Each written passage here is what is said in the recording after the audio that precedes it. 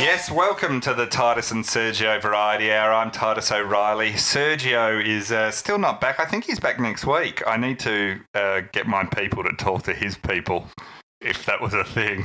I just say that.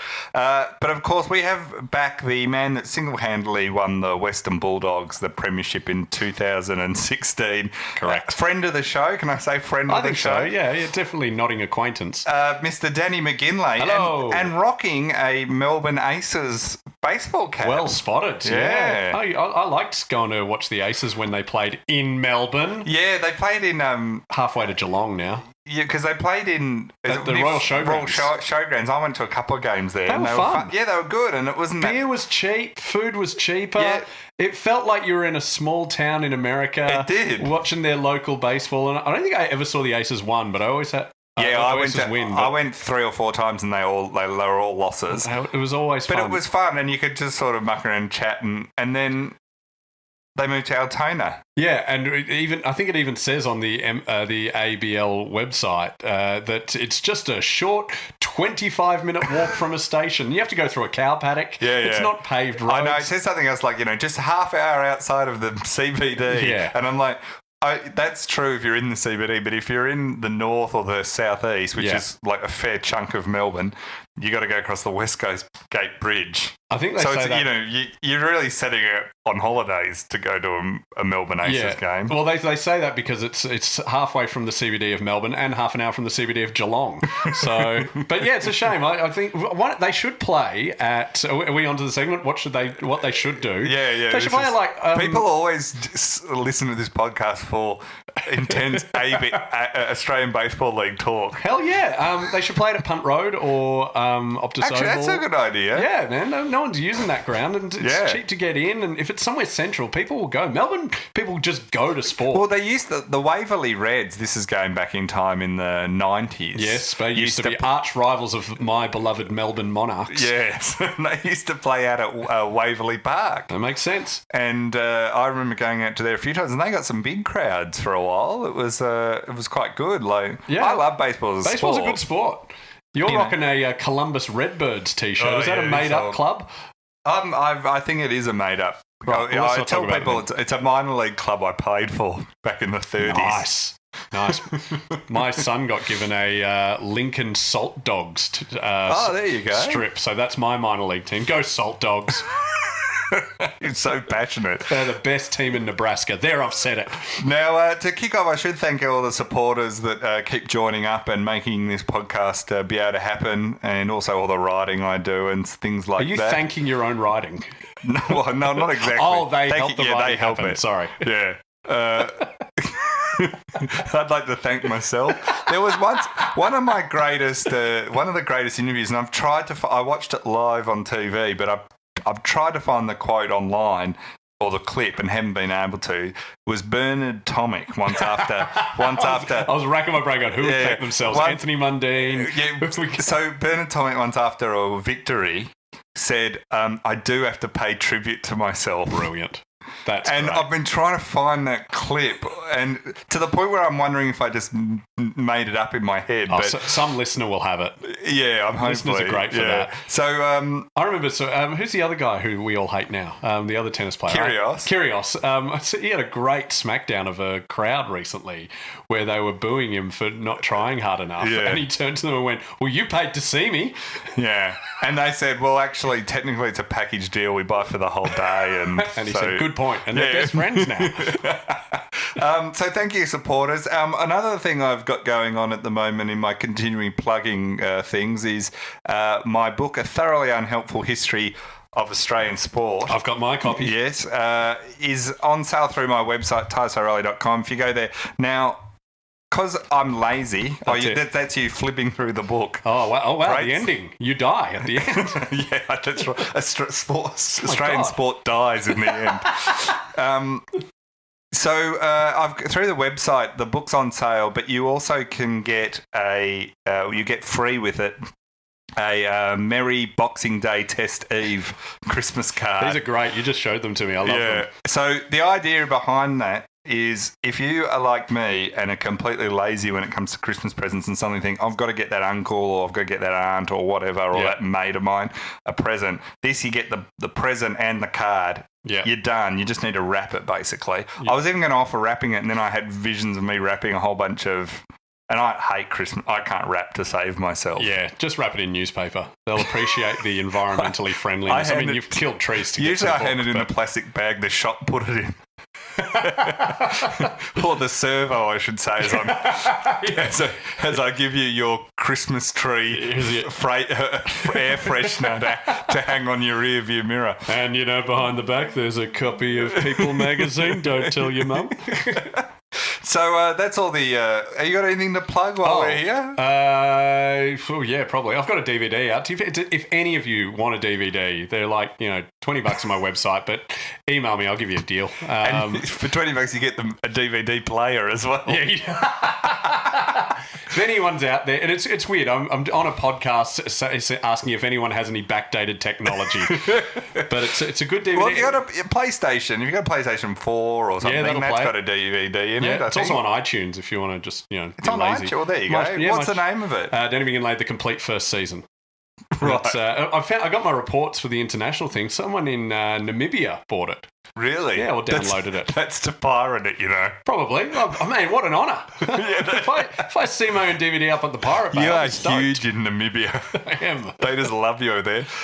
So we should talk. We're recording this the morning after the Socceroos qualified for the World Cup. Unfortunately, they're off to Russia, which kind of puts a damper on the whole thing. Why are you so anti-Russia? It used to be Ukraine. It's basically, this is going to prevent me being able to go to the World Cup if I want to. Were you planning on it? Well, not really, but it's basically a gangster state. Oh, yeah.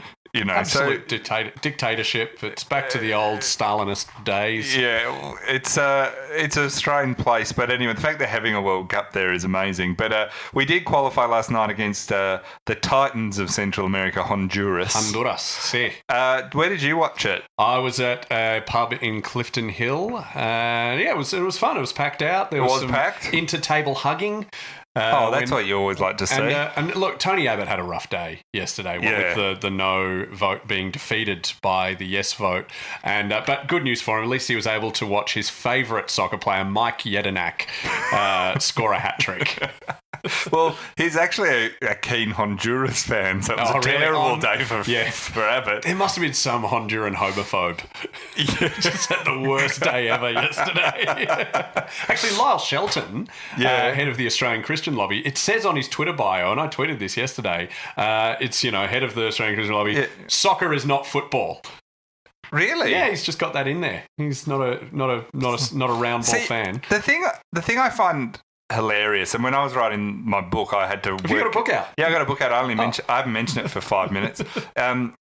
I really struggled with whether to call it soccer, football, or what, because I was Kicky foot is the official. Because I was talking about all sport, like you go through all the ones, but the thing that is bizarre to me about how and it's usually blokes, especially online, but even in real life, react if over this, it's soccer or it's football, and they have strong views over this. Yeah, they do. And I'm like, it's the exact same thing. We know what we're all talking about. Who really cares? Yeah. Like, is this actually a substantive thing? And people say, yeah, it's important what you call it. And I'm like, do you know that? And I say to them, do you know the difference between a dress and a skirt? Oh. And they go, not really. And you go, see, they actually are separate things, and no bloke ever learns that. And any woman listening to this will know, if they point out the difference to their partner will go, it doesn't matter. Well, yet this is the same guy that will always almost glass someone if they call soccer football. So, and correct me if I'm wrong, skirts just from the waist down and dresses are all over. Yeah. Harvey Weinstein taught me that. he had a real encyclopedic knowledge. Do you know the difference between a pot plant and a blow rag? Can I say that? I probably can't. No, sorry. We're going to have to edit that out. Or your career's over. I don't know which. So anyway, we won last night. It's opened up. Watching it, I couldn't believe the Hondurans barely got into their own. They did, yeah. Both the attacking half. The home and away leg, we were quite dominant, I thought. Like last night wasn't even close. Like you could have argued we probably missed a couple of we could have got probably almost finished 5-0. Yeah. Rogic had a close call. I think he just and that just one Tim didn't get really get onto it. Tim Cahill just missed one. Yeah, that's right. Cross. And right at the end, Juric just slammed it over the bar. Yeah, when he had more time than he thought, I think. Yeah. So it wasn't even ironic considering that ended his career. According to the people on my table. I don't agree with him, Juric. And what did people on Twitter say? That's the important thing. Because I think it segues nicely into who's going to coach the Socceroos, because there's talk, and whether how much truth there is in this, that Ange is not going to go on and coach. Yeah, no, but I believe the FFA are looking at football is soccer _81. He's proven his opinions very, very good, because he's tweeted 48,000 times to only 400 followers. I mean, it's that sort of specificity.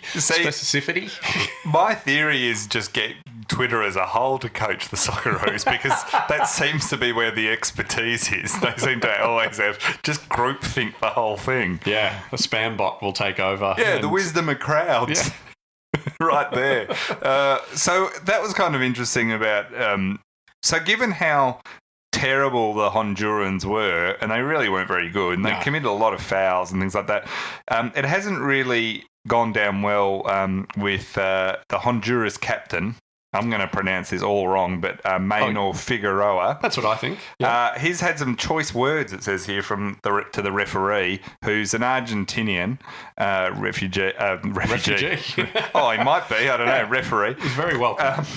So he said that he accused the referee last night of cashing a cheque to ensure the Socceroos qualified for the World Cup. And see, I don't mind being insulted, but being insulted with such old terminology. You know, we sure he didn't telegram him a bribe? Yeah, that's right. Like accepting a PayPal transfer. Yeah, thank you. That makes sense. You can bribe them in PayPal now, but maybe in Honduras a cheque is cutting edge. Yeah, that's true. That's maybe in at the next World Cup he'll go. I just honestly, how much Bitcoin has he got? So it said that he complained. He said this is the captain of Honduras said, until that first goal we were having a good game, but the second goal the referee gifted it to them. That is very obvious to the whole world. Oh, that's a very Trump statement. I like that when it's like when politicians say Australians believe or Australians want, and you're like, instantly, like... Yeah. Oh, no, he's actually right. The whole world... I was just on Google Earth before, and I was checking out what's going on in Angola and the Democratic Republic of Congo. And they're really... And Namibia. Namibia's... Oh, my Namibian fan base are all just telling me how lucky we were. Yeah. So then he says, I only have words of gratitude and praise for my colleagues, but to the referee, no one is going to save himself from divine justice. Ooh. If he is cashing a cheque for this, nobody will be saved. Well, is that a bit... that sounds like a massive threat. That's like something from a Tarantino movie or something. Yeah. If you say that as Samuel L. Jackson, no one will save him from divine justice. If he's cashing a cheque for this, nobody will be saved. It's spot on. Talk about overacting, because considering they didn't really have a shot on goal. Yeah, I understand completely why he's doing this. He is from a country that has the city that it's been said multiple times in the media, please don't hate us for this, murder capital of the world. Yeah, sure, Adelaide second, but Honduras, that town has won it. Oh, we've just lost Adelaide now. Oh, well, that's all right. Serge never says negative things about Adelaide. Oh, here we go. You're not my real co-host. There was this thing with Simon Hill, the commentator, got stuck into Australians for continually bringing up that it's the murder capital. I think he bagged Peter Hellier and Walid for bringing it up. But it's just... What else do we know about Honduras? But the other thing that I find amusing about this is, like in other sports, like in cricket or in rugby union, we don't bag New Zealand or England on anything we can bag them on, and vice versa. So the Hondurans, they're just... Hondurans, they're not a fruit from Asia. Hondurans. They're just experiencing the Australian way of... The sledging for fun. Like, I really hope they're implying that we have sex with kangaroos. Yeah, and I say to Simon Hill, as someone who's been to Honduras. Have you? Oh, yeah. Yeah, I have. What I were was you in doing 2000. there? I did all Were the you cashing a check? Yeah, I was cashing a check. I was introducing check technology. No, I went there in 2000. I did all of Central America in 2003. I backpacked through for months through all of it. Really? How'd you get the energy to do that in Central America? So I actually travelled with a young man by the name of Senor Dank. And it was great. All I had to do was take some headphones back home for him. Yeah, so no, I understand why. So it is like we got when we were there, and all of Central America, like some of it's safer. Costa Rica's a bit safer, and a few of them, but it is a full-on place. So it's not that long ago there was civil wars in many of the places, especially when I was travelling through, and nothing related to me, and I wasn't going through causing them. I don't know. Let's look at the empirical evidence. But it's like, so when we say in Honduras, they literally locked us in the at night. They said the hostel I was staying in said you don't want to go out, not during the night. Seriously, right? And I got held up at gunpoint a few different times in Central America, and so when they were all saying, "Oh, don't say that," yeah, well, it's kind of true. Yeah. Like, it's, And this is why the Honduran captain is saying these things. Like, he's really... Like, they've got to go back. The whole country's heartbroken and angry at those 11 players. Yeah. I think it's fair enough he should be passing the buck a little bit, just to protect his own players and his own head. Yeah, maybe it was some Argentine refugees. I tell you what, he could coach North. with excuses like that. That is pretty good. Hey, I want to give a shout out to Ange Postecoglou just for, I genuinely think he has played the media perfectly in that, making himself the story about he's saying, oh, maybe I will quit, and then all the column inches are about him. Yeah. And so there was no focus on the players underperforming. Well, I think that's good managing. See, the other thing I'm wondering, this is a complete conspiracy theory, right? So I love him.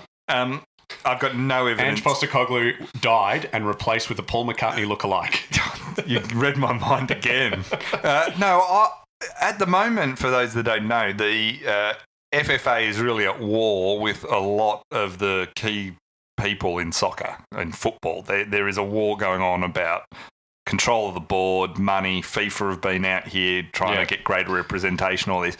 I'm wondering if Ange is using his power and the threat of him leaving to sort of engineer changes around that. So good. He is the Martin Luther King. I don't know if he is doing that, but I wouldn't be surprised if he's just he's just making life a bit hard for the FFA at the moment.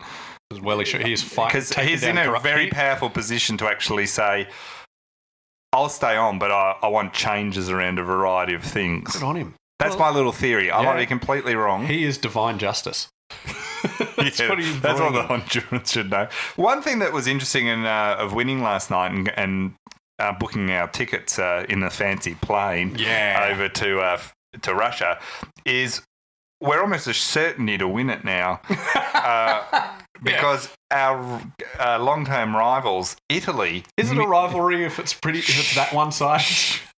Italy, that's like who cheated to knock us out of the 2006 World Cup. Fabio Grosso. Yeah, cheated. Dived.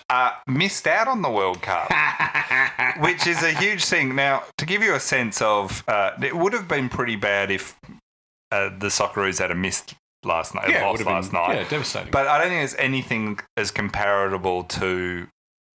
Italy not making it. Absolutely. This would be a national... This would start a civil war. Well, funnily enough, it's the first time since 1958.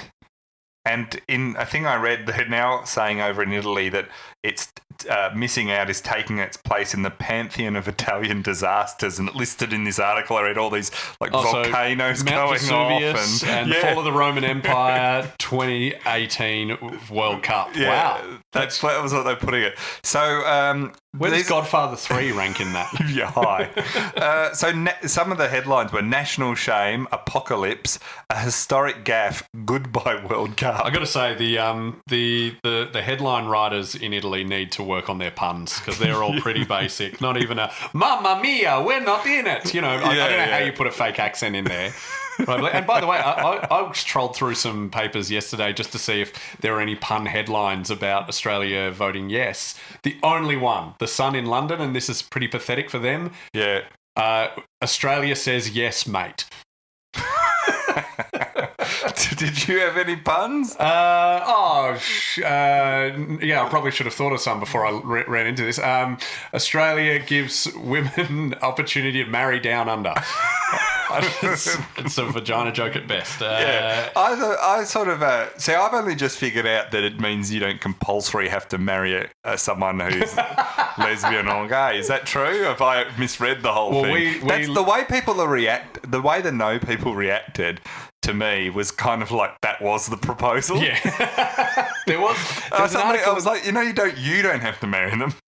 There's a letter in the Herald Sun today that says, as a Muslim baker, I will not support gay marriage. And you go, all right, fine. As a Catholic butcher, I probably still won't buy a pie from you. See, I think the only thing you should be able to discriminate people against, and this never gets talked about in Parliament and legislation, is their footy team. Oh, yeah. That's a great idea. You should be able to, that's the only time. Because you can change your footy team easier than you can change your religion. So, no, I don't know if you can. I don't think that's true. Well, you could. You just you wouldn't want to, but it's physically easy. You just go and buy a membership. Yeah, and let your other one lapse, and then suddenly isn't that how religion works? I think you have to. No, you have to do you just go online. You got to do some push-ups, and I'm pretty sure you can get baptized online now. Can you? Man, send you a little bottle of water, of holy water. We're getting way off top. Rinse, the World repeat. Cup. You're now Catholic. So the one thing about this is they went into meltdown. Some of the commentators over there reflected that the failure of Italian society to move forward into modernity was part of the problem of why they didn't qualify. Others said it was the rot and corruption of the Italian Football Federation, which I would argue is probably a fair bet. Underpinned a bit of this. Yeah. But, it's not a football federation if it's not corrupt. It's true. That's like, accusing, it's not the Australian Football League if it doesn't come up with dumb rule changes. That's right. It's not an eclair if it doesn't have cream. These are all basic things. Some politicians blamed immigration, which is, Matteo Salvini, who's the leader of the anti-immigrant Northern League, said on Twitter, too many foreigners on the field, #stop invasion, and more space for Italian guys also on the soccer field. Yeah, that's interesting considering it's the national side. Like that's a good trick. You know what I find funny about this too is the fact that an Italian's complain about immigration. I mean, have a look around here. There's wogs everywhere. Sorry, I don't know where that came from. Yeah, you got a lot of.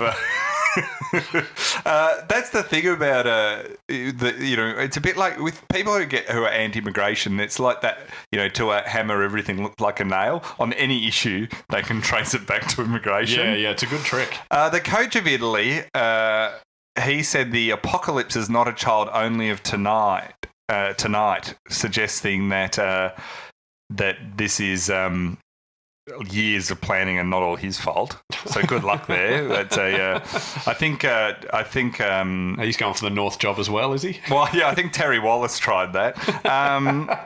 And the editor of one of the sports mags over there said the failure to qualify was a national shame without precedent. Now, considering this is the home of Mussolini, I don't know if that's necessarily on par. Yeah, what do you mean without precedent? You didn't make it in 1958. That's a precedent right there. Yeah. Come on. This is. I think there's greater national shames that the Italians have probably done in that time. Yeah. I mean, like 2006 World Cup. Yeah, when they cheating their way to get through against the Socceroos. Well, they won the World Cup and then it was revealed 24 hours later that Juventus had been bribing referees. So it's not... Yeah. I count that as a Socceroo victory, the 2006 World Cup. Definitely, yeah. Because we lost to them 1-0. They went on to beat Ukraine in the quarterfinal, 2-0, so we're ahead there. Yeah. They beat Germany 2-0 and then they drew with France, but we'd have beat Germany and France easily. Oh, absolutely. Ukraine was the hick. If my knowledge of rugby league is the Rugby League World Cup. You getting into the Rugby League World Cup at the moment? I actually watched 2 games of it when I was stuck in a motel in Perth and didn't have Foxtel. There was nothing else on. That's going to be put on their advertising as like, hi, we're winning over. the important comedians stuck in hotels audience. Yeah, I saw Papua New Guinea thrash Wales. Gee, that'd be something you'll tell your grandkids about. Traditional rivals. Anyway, the Rugby League World Cup is something I tune into at the semi-final level, and before that, it's just really an exercise in pointlessness. Yeah, I mean, you're looking at even that Wales team. I was just looking at them going, so you really couldn't play union, could you, boys? Yeah, that's right. Hey, speaking of pointlessness, the international rules. It's on apparently. Did you watch it on Sunday? I had no idea it was on until it was suddenly in my Twitter feed. I didn't watch it either. I would have written the banner for Australia. I would have loved to do that. Do you think, well, speaking of banners, you wrote the banners in the Premiership year. And in the Premiership hangover year. Yeah, but you wrote a lot more serious ones in the next year. Yeah. Do you think that single-handedly is why the Bulldogs didn't go back-to-back? Yes. And do you hope they're going to return to the more comedic approach? I was given a direction to tone it down. Just be a bit more humble was the actual word that was used. Humble, and we're the premiers now. We can't be ragging on the opposition. Hopefully now we've missed the finals and we played Giants round 1, and you rich effing C's will be the. Oh wait, no, sorry, it's Jack McRae's 100th game. You rich effing C's, and congrats, Jack. I was about to say, I think you're well positioned to really step it up now, because I think you definitely gave plenty of humbleness last year. This season. We did, man. They just really take what I wrise on the banners seriously. The players, we should play humbly as well. That should be the rule. So I didn't watch international rules either. I know there's this sort of two schools on this I've seen, especially on social media. One school is the people, which I'm very much part of, that see international rules as pointless and a waste of time. Yeah. And then there are a few now I've seen going, people just bag international rules because it's cool to bag it. Oh, wow. That's deep. So they're sort of, that's sort of Inception level trolling. Yeah. I don't know whose side I want to be on. And I'm like, probably. I didn't realise it was cool to bag it, but but I'm thrilled to find out once in my life I'm on the cool side of an argument. So the thing for me about this that makes no sense about the international rules is, one, it's completely pointless. Yeah, but then again, all test series, that always annoys me about cricket and rugby union. It's like, we're playing a test series against England. Okay, and what happens if we win? But at least that's got a long history and it is the actual sport. So this is a made-up hybrid sport, and it doesn't have any flow-on effect. So listen to this. This is the thing that annoys me about, in a simple sense, with international rules. The AFL was considering playing a game, international rules game, and says here helpfully in this article, against Ireland. Oh, okay. Oh, that's good. Traditional rivals. In Philadelphia, as it continues to explore options to take the game to the US. Now, the thing I don't get, the thing that just makes my brain explode on this is... Okay. What are you taking to America? You're taking a sport that doesn't exist except for 2 games every 2 years. Yeah. So, what are we trying to do? Win over the Americans so they're international? What are we could have 3 games every 2 years. That's all they're saying, Titus. 3 games. Yeah. But sky's the limit. Maybe 4. But I can understand. I can at least understand, even though I think it's a long shot, I can understand Port Adelaide trying to win over China. At least they're taking the actual sport to China. Yeah. There's actually a sport behind it that can be won over. And, Port have done actually very well, even though I don't think they're necessarily winning over China in huge amounts. They've done very well on sponsorship dollars, so it's paid off for them financially. It's a cash cow. Yeah, coshy joke. But this makes no sense to me. What are they going to do? Win over the States with a sport, what we all then have to change? What's the strategy here? I don't understand it. Yeah. I understand if they just said, we want to do a junket to Philadelphia or America. You're fine. Do a junket. Make it the reward for being an All-Australian. You get a junket somewhere. Yeah, that's a good idea. And you've just got to do some tricks over there, Harlem Globetrotter style. Yeah, that's right. Just bomb a few from 50, impress them. It continually just makes no sense to me why they keep putting the effort. And the other thing about it is, you're taking this over. It looks more like Gaelic football than it does AFL. Yeah. It's not even winning over. Yeah, but it's not even winning over to And I get that they don't have lots of ovals over there and stuff, so that's why, But it does my brain in every time I hear We could them. play AFLX there. Well, we're going to get that. We are going to. Oh, good. Finally. Thank God we're getting an AFLX reference the other thing I think is, like, that money they're spending, like, it's money that could be easily put elsewhere, like actually developing junior football or something. Well, do you think that's underfunded at the moment? Do you think there's a distinct lack of kids coming through the draft? I do. Really?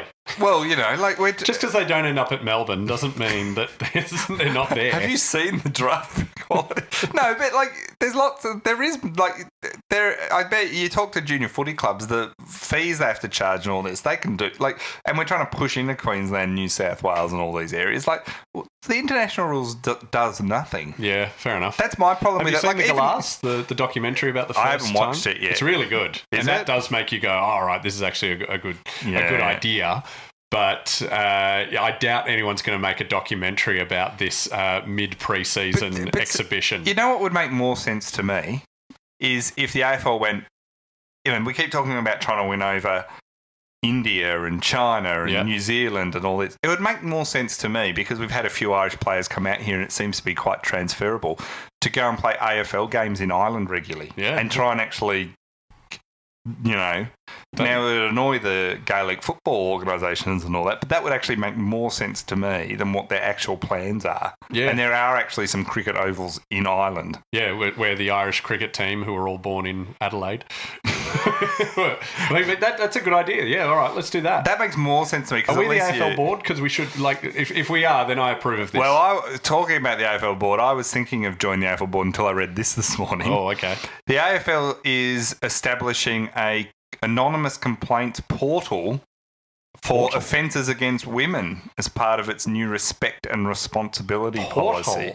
Yeah, like a web portal. Oh, okay, all right. I thought like a web. That's a nice way of saying website. Yeah, exactly. Why not say website? Why have you got portal? Portal makes me think there's a hole in the like a glory hole for offence against women. That doesn't make sense. AFL. It says here the policy was fine. There's a new whole policy, so this respect and responsibility policy as well. The policy was finally handed to clubs on Wednesday night, 20 months after the league promised a review, following the Dustin Martin chopsticks controversy. Oh, is that where he was playing the song on the piano and he was out of key? Oh, no, it's where he stabbed a woman in the neck. Yeah. Well, apparently he didn't. Oh, didn't he? That was, apparently, like, he was drunk and disorderly. Oh, but what a character he is. Yeah. Oh, that's right. He won a Brownlow. Oh, he's just a larrikin. Yeah. Sorry, I thought he was a horrible human being. But no, sorry. He's one of the Norm Smith as well. Sorry, let's give him a car. Don't you understand? Norm Smith wipes, it wipes the slate clean. Yeah. It depends how good a player you are. Yeah, the better player you are, you can get away with anything. The policy it establishes concrete guidelines for clubs and the AFL for issues involving offences against women. It's amazing to me that they're only right now doing, like, offences against women are not exactly new in AFL world, are they? No, they used to be mandatory.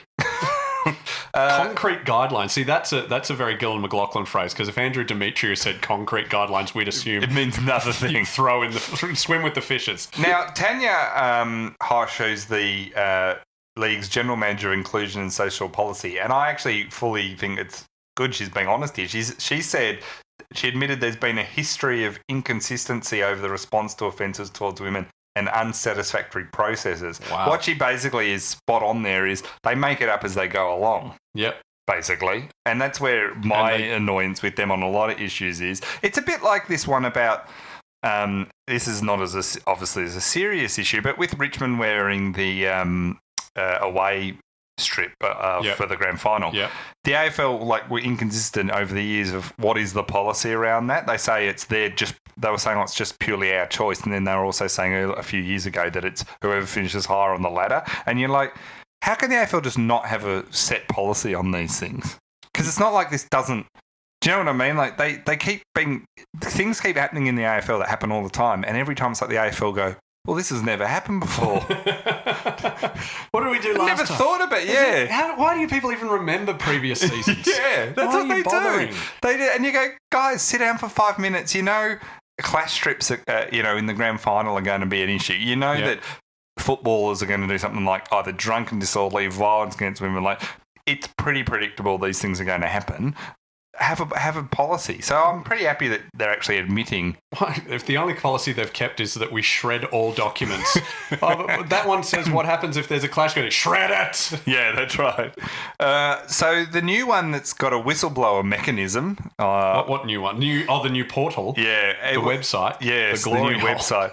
I thought when they said it was a hotline in this article that was like you'd pick up and phone, I thought, well, given that Simon Lethlean and Richard Simkes were actually at AFL House, like, how confident do you feel reporting it to? Because, I could just picture the woman picking up to dob in Simon Lethlean and Simon Lethlean answering the phone. Offences against women, Wayne Carey speaking. They hung up again. But it's not fun. Like, you can understand why a lot of women haven't spoken up about this in the past, because it's gone pretty high to the top on some of these things before. And I used to I wouldn't be surprised if it's an answering machine going, "Oh, go on, babe, stop being hysterical."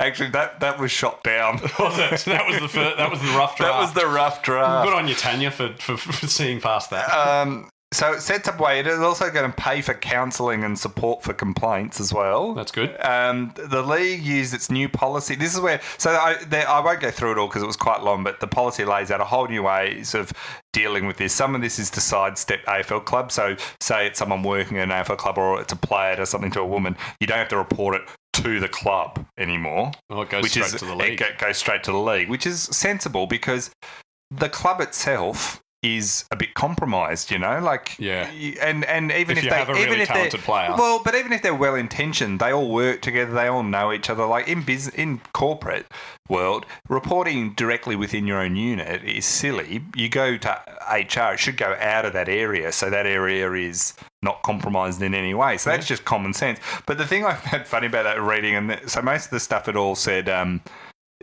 seemed sensible. It then said. She said the complaints process is... she said this new complaints... this new policy was actually used before it was disseminated to the other clubs, but it was actually used to deal with Nathan Broad's distribution of a nude photo, which saw him suspended for 3 weeks. And I suddenly went, so this new policy okayed the 3 weeks thing, which was seen as massively underdone by almost everyone. I don't think many, So... That's what they're saying, that this new policy... So I was all hopeful for this new policy, and then they go, well, that's the one that gave 3 weeks? Yeah, it's he got a week for each... he got a week and a half for each nipple. It's just not... It's not... It wasn't good. It was just, that was weak. Absolutely. Yeah, they should have made an example, because it was the first proper... example of its kind of revenge porn with the through the AFL. I mean, I'm sure it's happened a lot, but this was the most high profile one. It needed to be about 10 weeks just to set an example. Was it revenge porn though, or was it? Well, isn't that what you call it? I think it was revenge. It wasn't revenge. It was just him. It was more a breach of trust, really, because he wasn't doing it in his stupid mind. I just don't know the technical term of it because it wasn't in revenge he did it, but it was a massive breach of trust. Yeah. And it's a criminal act now, what he did. It is, yeah. So, he was very lucky that the woman, and I understand why she didn't want to go through it all and have her name mentioned and everything. Yeah. She didn't want to press charges, but 3 weeks was as soft as it gets for a league that constantly, talks up its stance on all these issues. Yeah. And have you heard what Facebook is doing to try and fight revenge porn? They're saying, send us your nude photos and then we know what they are, and if they're up there, we'll take them down. It's like, no, come on. Yeah.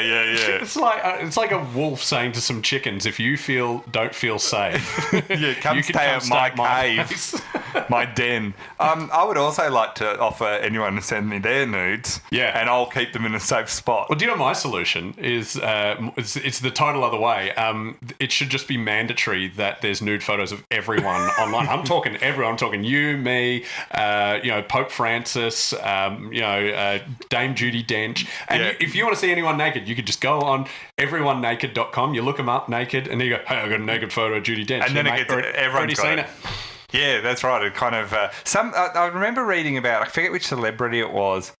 One of the older actors, wasn't Michael Caine, but I think it was Michael Caine. His whole you went full 180 then. Yeah, his whole solution to paparazzi is he just poses with them whenever they want a photo, so that his photo is apparently worthless. Yeah, nice.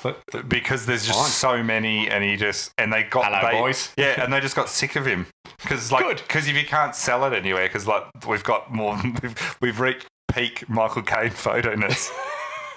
There's no need. See, my thing about this is why. So a lot of people say, "Oh, come on, Titus." A lot of guys have said this. What did he do wrong? He made one mistake, stupid idiot. Yeah. It's not criminal. It's not all this stuff that people are trying to project onto this, right? So whatever. The thing about me is men as an organisation. So if we think of ourselves as an organisation, not a great organisation to belong to, but we've done all right on the planet. We do good things and we do bad. We're often the best and worst in the one person. Yeah. So what I think is, it's in our interest that we come down hard on Nathan Broad, and I'll tell you why. And why you should never forward nude photos of your girlfriend or any woman that you happen to have nude photos of, and you should never breach their trust on this issue, even after you've broken up with them. Especially then, yeah. Yeah, but never, ironclad never, because we as an organisation, it's in our interests for women to trust us and want to share nudes with us. Yeah. Now that's actually a very good point. If we stop being creepy as an organisation, women will relax. Like stop being sleazy. Stop sexually assaulting people. Yeah, it's in our own interest. There'll be more nudity. Yeah, if they feel relaxed. Yeah, that's if they know you're not going to they'll be more approachable in bars because they don't think you're a creep that's going to try and drug their drink or something. Like, the men need to realise that the guys, the Harvey Weinsteins, the Louis C.K.'s, even the Nathan Broads of the world, they are damaging our brand. Hell yeah. Which is actually costing us all in ways that we don't even see. Yeah. Now, a lot of women are probably offended by the way that we're making light of this, but genuinely, this is the only way men understand. That's what I'm saying. This is the thing where men are so dumb, men are so horrible, we act against our own interests. Yeah, and we do only think with our genitals, so forgive us for simplifying that issue, but it's the only way they'll learn, and only way we'll learn. Anyway, I just was disappointed that this new policy involved not throwing the book at Nathan Broad. Yeah. With a pretty... Well, what about, can't we just have tit for tat and we have to put up naked photos of Nathan Broad and distribute them everywhere? Yeah, but it should have been rich. Look. Okay, this is the photo. All right, it's Nathan Broad's junk. Nathan Broad's junk with the premiership medal around it, and go, "This is a good member. Why don't you become a member?" Yeah, no, there you go. That's tit for tat. I can see. You should start writing the Richmond banners with stuff like that. Broad dick jokes. The AFL. There's a lot of debate around banning the bounce or getting rid of the bounce altogether. Banning's a bit strong, just not having it anymore. And they've moved towards that where there's around the ground and stuff now. There's a lot more just throwing the ball up than actually bouncing it. But Ray Chamberlain, someone you and I are always keen to hear his thoughts. Good mates. He's come out and stepped up the campaign to scrap the bounce. He's all for scrapping it. He said that he would like it to be scrapped for health and safety issues. He described the bounce as his own kryptonite. Here I thought it was umpiring. But apparently it's just the bounce in his view. He said that people get so nervous about it that some colleagues were forced to medicate anxiety due to the pressure of bouncing the ball during matches. He said, I know it causes guys, not just myself, extraordinary levels of anxiety when really they should be focusing on the job at hand. I've got no doubt it would be really positive move for umpiring in the game in general. Where it causes the most grief is in your preparation before a game. You should be focusing on the things that matter. But I've known of guys taking medication to help with their anxiety in relation to it. That's really unhealthy. So, 80,000 rabid sports fans screaming that you are horrible and you should die. Yeah. That's fine. But bouncing a ball, gravity messing up. I tell you what, though, he's let the cat out of the bag because the idea that a lot of umpires are medicated, that does make a lot of sense. It does explain a do decisions. It says you should be focusing on the things that matter because Hawthorn paying cash. You've got to count that out beforehand. So, do you want the bounce to go? I don't mind if it does go. I'd like it to still start the match. But if it goes, I'll be like, oh, that's a shame. See, this is one of those ones where there are plenty of times when I get really irritated when the AFL change or do new things. But this is one of those ones where I could not care less. The bounce to me is not some magical, amazing... No, and it's... I know a lot of people think it is, but to me it's just... I wouldn't notice a difference if they balled it up or bounced it. It doesn't... It's not the... To me, that's not the magic of the game. Yeah, no one's going to the match and just going, look at the physics. No one goes and sees that first bounce and then goes, right, I'm off. We're done. That was pretty great. Hell, light up a cigarette. Why are these people staying to watch the aftermath? That's weird. So anyway, interesting to see that they're all taking... They're all on stuff. All on anxiety medication. Do you think they're just all smoking bongs before they run out, the umpires? Yeah, or what are they doing to they're take the edge off? Huge potheads. I want to know what they're on. Ritalin? I don't know. What's the anxiety? No, that's ADD medication. Now, I promised we would talk AFLX. Yes, finally. 45 minutes in. We've talked about this before on this show because it keeps creeping along, and it's like... It's like Carl in Die Hard. You think he's dead, but it keeps getting back up. Well, it's more like something that's never been born that doesn't die. There's really inappropriate things to say. Yeah. Careful, you're going to... Do you know what it's like? If you've seen, this is obscure, the film Basket Case, which is about identical twins and one's evil, but he was never really formed, and he's kept in a basket by his twin. I've never seen this. And the little... Is this real? Yeah, this is real. This is a 1970s horror film. I think it's called Belial or something, the creature. And the Belial kills people because he's jealous of his Siamese identical twin. Right. Conjoined, sorry. Well, that's a lot like AFLX. Yeah. I'm just putting a note to not get you back on. What isn't this Tony Martin's obscure film podcast?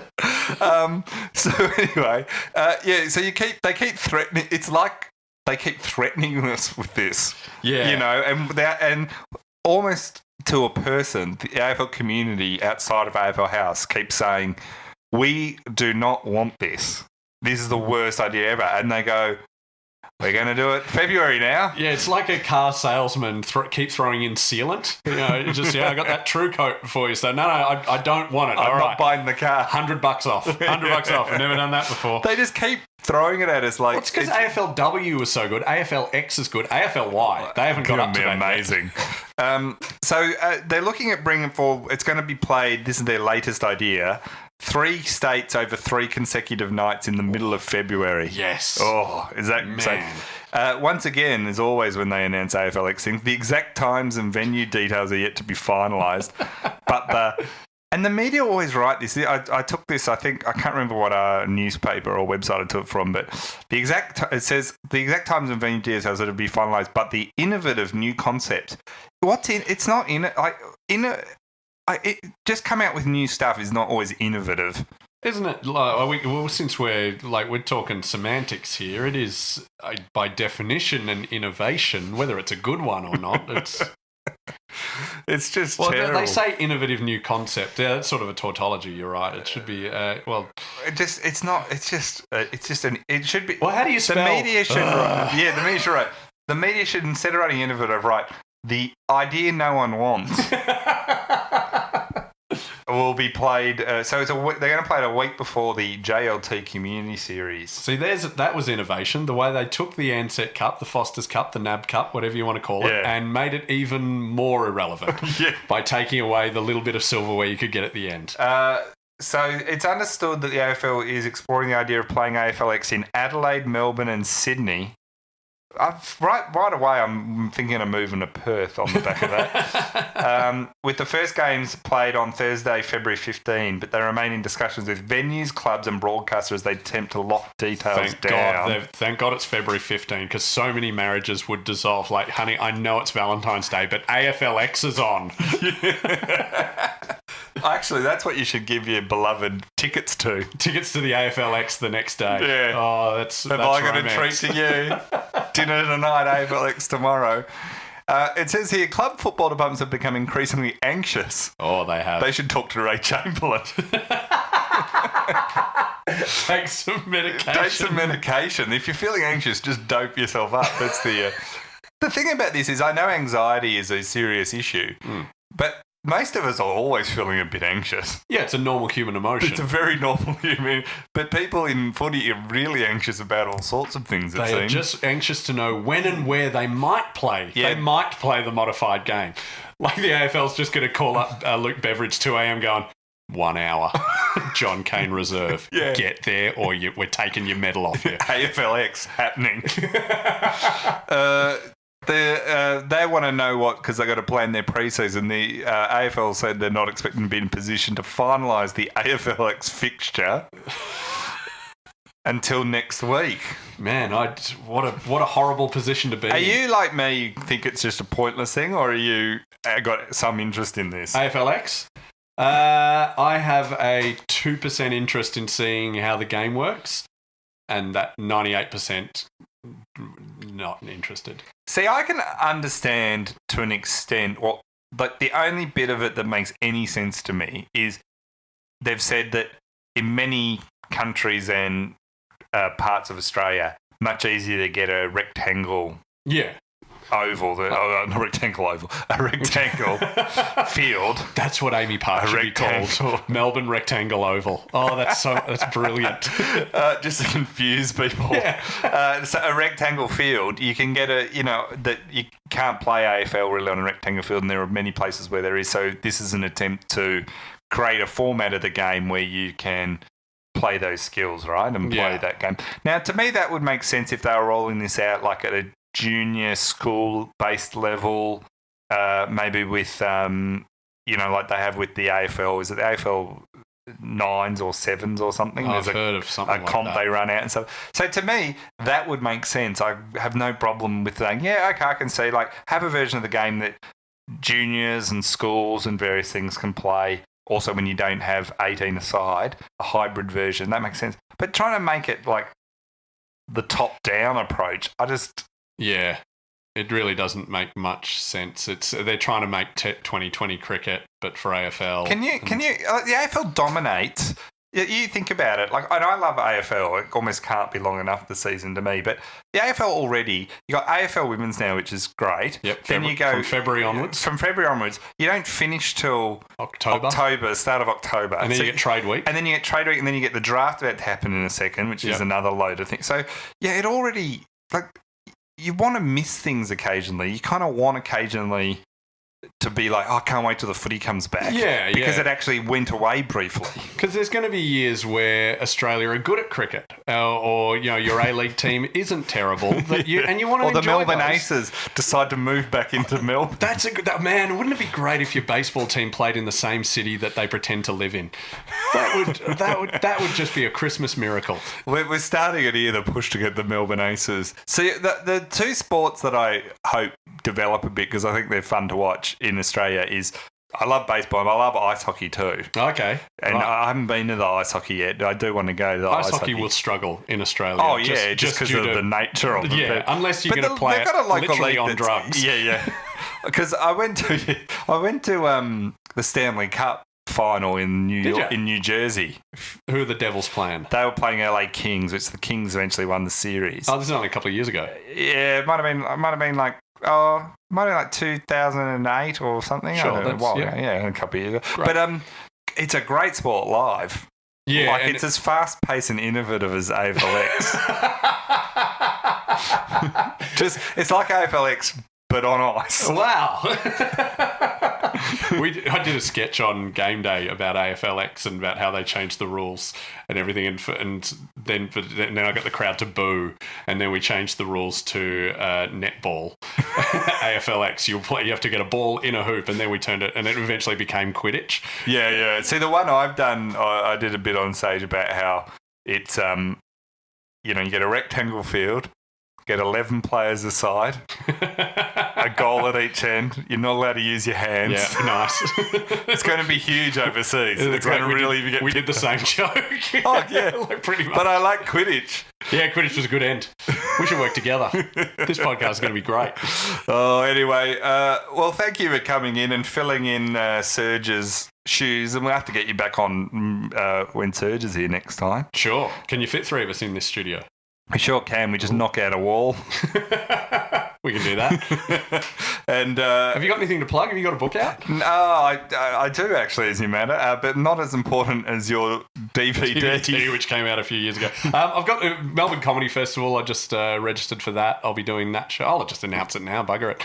Where are you? What room are you playing? I'm playing the European Beer Cafe. Oh, yeah. This nice. only got confirmed this morning. Second half of the festival, so April 10 to 22nd. The show is called Premiership Hangover. Oh, all right. So it's going to be footy gear. Nah. I haven't written it yet, but no, it'll be, I don't know, it'll be whatever job. I'm going to do the comedy festival this year too. What venue are you in? I think the Imperial. Oh, sweet. Yeah, I did there a couple of years ago. Yeah, so... it's a good venue. Beers are pretty expensive, though. Really? Yeah. I don't look at the price of beer. It's the one thing I don't look at the price of because it's a necessity. Yeah. You take the man out of the MCC. Healthcare and things like that. So, well, anyway, that's plugging something that's not going to be on till, in early April. Do you know what time you're on? I think like 7, I think. Yeah, I'm on at 9:30. So people can do the double up. Do the double up. There we go. Oh, we'll get talking. Already we're offering deals to come because I haven't sold any tickets yet. It's not on sale, though. Exactly, but I'm still panicking. It's end of March, isn't it? Yeah. Start of April. It's end of March, start of April. I have sold, although I've sold no tickets, it's still garnering more interest than AFLX. Don't worry. It's the lowest bar you can jump. Anyway, thank you to our supporters again. Thank you, Danny McGinlay. We'll have you on again very soon. Thank you, Serge Titus. should be back next week, which I know you've all missed him, and it'll be good to get him back. So thanks for listening.